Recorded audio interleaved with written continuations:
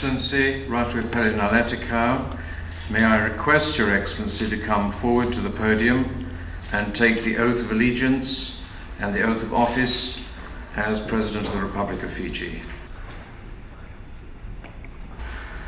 I, Epeli Nailatikau, being appointed President, do swear that I will be faithful and bear true allegiance to the Republic of Fiji according to law.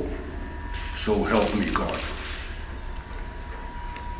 I, Epeli Nailatikau, being appointed President, do swear that I will and truly serve the Republic of Fiji in the office of the President. So help me God.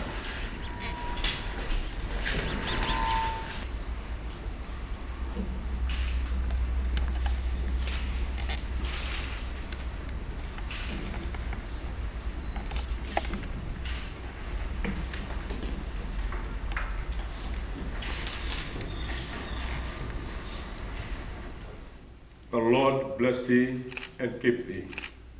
The Lord make his face shine upon thee, and be gracious unto thee.